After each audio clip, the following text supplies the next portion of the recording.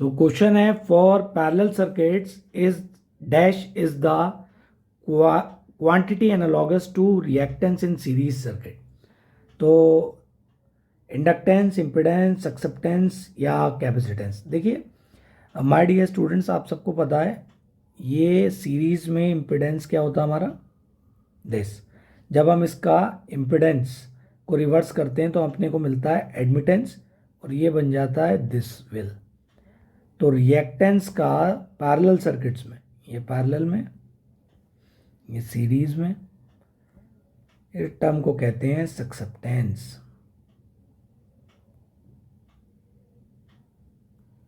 Option number C is the right answer.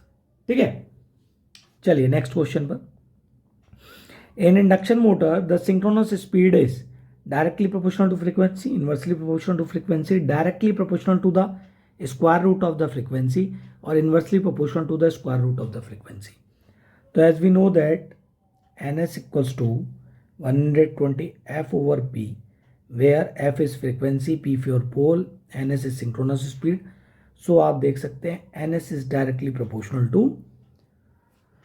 synchronous speed is directly proportional to frequency, so that option number A is the right answer। चलिए next question पे चलते हैं। What is the recommendation level of illumination in a control room of powerhouse? 1500 lux, 150 lux, 300 lux, 700 lux। तो इसका right answer है my dear option number C 300 lux. चलिए अब मैं आपसे पूछना चाहूँगा प्रूफ रीडिंग के लिए, क्योंकि एग्जाम में ये बहुत आता है, कितने लक्स की ज़रूरत होती है, ये मुझे कमेंट करके आप आंसर बताइए। ठीक है, नेक्स्ट, साथ साथ होमवर्क देना चाहिए ना, पता चले। Next, in an underground system the volume of a conductor material required in two wire DC system with a midpoint earth is dash that for a two wire DC system। तो देखो guys, जो two wire DC system है, अगर इसका volume अगर आप निकालते हैं, ठीक है, डेरिवेशन है, आप इसे निकालिएगा, खुद से भी प्रैक्टिस कीजिएगा, तो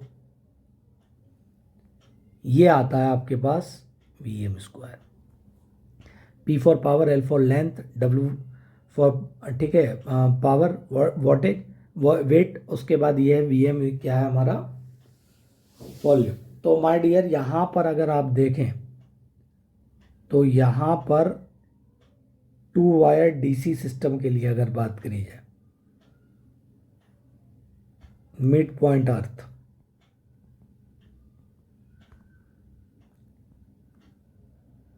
तो ये भी यही आता है निकल के।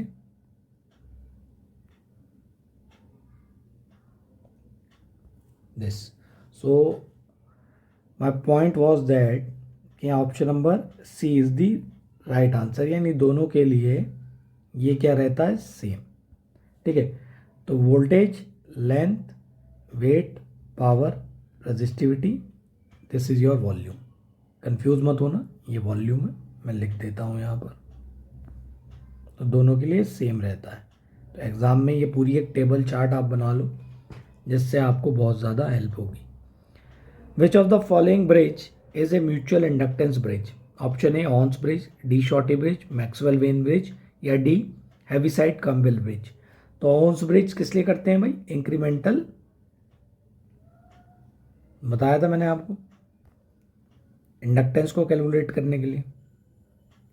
D Sauty bridge capacitance, Wien bridge बहुत ही फेमस है, इस पर क्वेश्चन हमेशा आता है फ्रीक्वेंसी के लिए, और म्यूचुअल इंडक्टेंस के लिए होता है हैवीसाइड कैम्बल ब्रिज। तो ये भी एक टेबल बना कर रख लो अपने पास, बहुत इंपॉर्टेंट। नेक्स्ट चलते हैं। State true and false for the following statement. In a block rate tariff the price per unit in the first block is lowest, in a second in a uniform rate tariff the price charged per unit is constant। तो कौन सा सही है कौन सा गलत है? तो देखो गाइस, इसके अंदर क्या है, जो आपका फर्स्ट ब्लॉक होगा तो उस पर जो आपका चार्ज फिक्स है उस हिसाब से लगेगा एट ए जो भी आपका रेट है। मान लो अगर आपको 10 रुपये देना है तो 10 रुपये पे आप देंगे फर्स्ट ब्लॉक के लिए, और उसके बाद का जो सक्सीडिंग ब्लॉक होगा,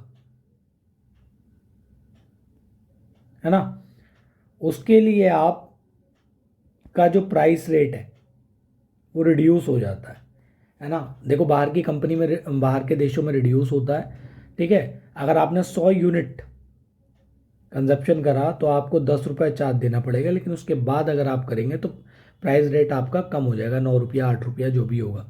लेकिन इंडिया में क्या होता है, ये प्राइस बढ़ता है। तो यहाँ पे ये पॉइंट टोटली गलत है कि फर्स्ट ब्लॉक के लिए लोएस्ट होता है, नहीं। जो आपके लिए देना है फिक्स, आपको उतना ही देना है। उसके बाद चाहे वो घटेगा बढ़ेगा, वो डिपेंड करता है स्टेट पे, कंट्री पर, ठीक है, कि सक्सीडिंग ब्लॉक्स के लिए प्राइस बढ़ेगा या घटेगा। In a uniform rate tariff the price charge per unit is constant. बिल्कुल सही बात है, ये एकदम राइट है। तो पहला क्या हो जाएगा, फॉल्स, दूसरा हो जाएगा true. Option number A is the right answer. चलें आगे। Which of following not a characteristic of permanent split capacitor motor. ठीक है, तो जो परमानेंट स्प्लिट कैपेसिटर मतलब कैपेसिटर कंटिन्यूसली लगा हुआ है वाइंडिंग के साथ, रनिंग वाइंडिंग के साथ, तो यहाँ पर एफिशिएंसी जो होगी वो भी हाई होती है, पावर फैक्टर भी आपका हाई होता है, लेकिन यहाँ पर आपको हाई स्टार्टिंग टॉर्क नहीं मिलता है। तो ऑप्शन नंबर डी जो है वो बिल्कुल राइट है, याद रखें, ये कोई करेक्टरिस्टिक नहीं है। Which of the following instrument is not used for the fluid flow measurement. Option A B C D सब दे रखा है आपको। तो देखो फ्लूइड मेजरमेंट के लिए आप यूज़ करते हैं ऑप्शन नंबर, ये जो है नहीं है, क्योंकि पायरो का जो मतलब होता है, इसका मतलब होता है माय डियर हीट। ठीक है, ये हीट को मेजर करता है। Pyrometer are use for calculate या मेजर हीट या मेजरमेंट ऑफ हीट, कैलकुलेट नहीं लिखेंगे, मेजरमेंट ऑफ हीट। ठीक है, तो ये जो ऑप्शन नंबर सी है ये बिल्कुल राइट है।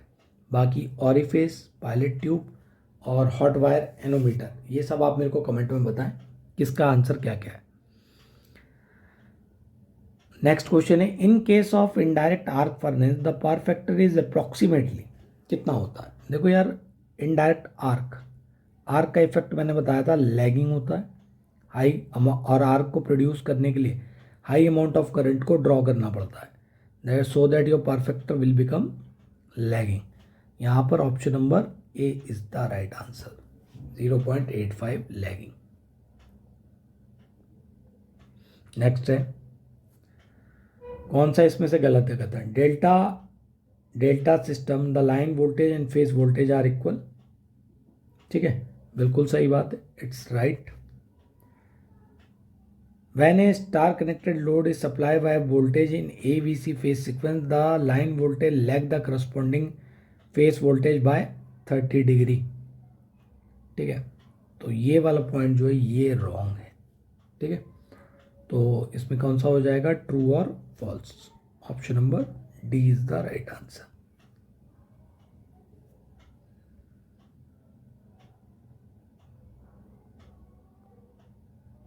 Next, in a single phase circuit the apparent power is 250, apparent power आपको दिया गया है 250 VA, और रिएक्टिव पावर आपको दी गई है 150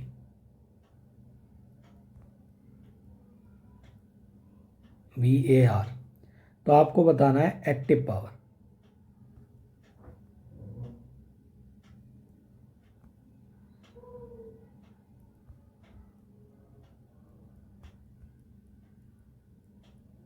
है ना भाई, 2515 इनका क्या आता है, पाइथागोरस 220 निकलता है। ठीक है, याद रखो, ये 3 4 5 ये सब नंबर आपको ऐसे करके याद होने चाहिए पाइथागोरस वाले। ठीक है, ट्रिपलेट्स, तो आप आसानी से इसे कैलकुलेट कर सकते हैं। ऑप्शन नंबर एक, यहाँ स्क्वायर रहेगा, फिर उसके ऊपर आप ये अंडर अंडरस्टैंडेबल है। Option number A is the right answer. Maximum demand on A power station is this 200 megawatt. If the annual load factor is this, calculate the total energy generated in a year. ठीक है, तो load factor क्या होता है भैया आपका, this average over maximum.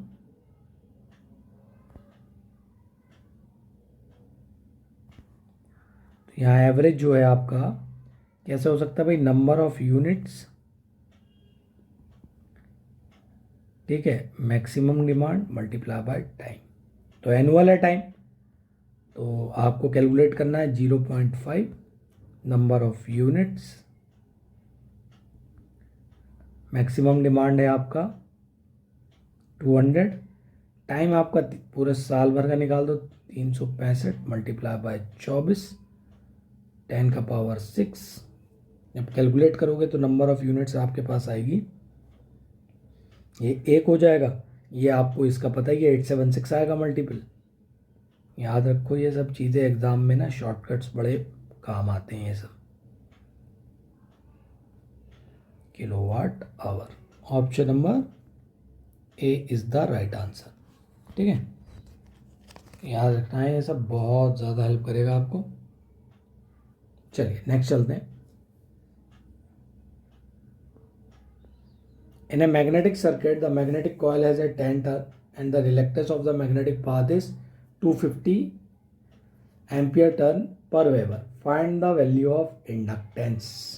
ठीक है, तो देखो इंडक्टेंस बराबर क्या है, mu N square A by L, है ना, और रिलक्टेंस बराबर होता है म्यू ए. तो अगर ये वाला पार्ट, ये वाला पार्ट, ये वाला पार्ट इसे ऐसे करके अलग तरीके से लिखे हैं तो क्या हम ये लिख सकते हैं, बिल्कुल लिख सकते हैं. तो अब तो बस बड़ी आसानी से निकाल सकते हैं सेल्फ इंडक्टेंस. एन स्क्वायर कितना हो गया,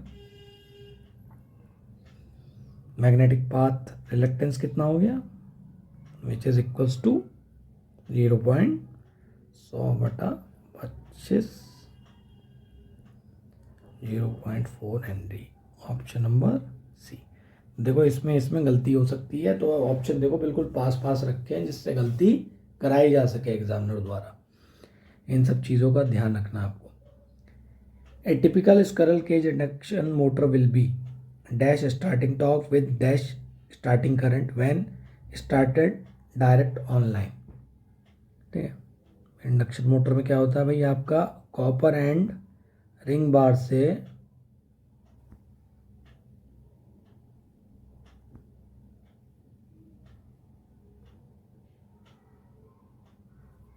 ये इस तरीके से ये हैंड रिंग द्वारा शॉर्ट सर्किटेड रहते हैं कॉपर बार.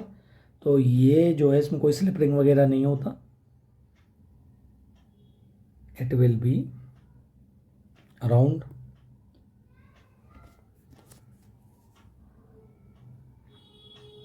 सॉरी 300 नहीं, ये है 130% starting torque with 600% starting current when started direct online. Option number D is the right answer.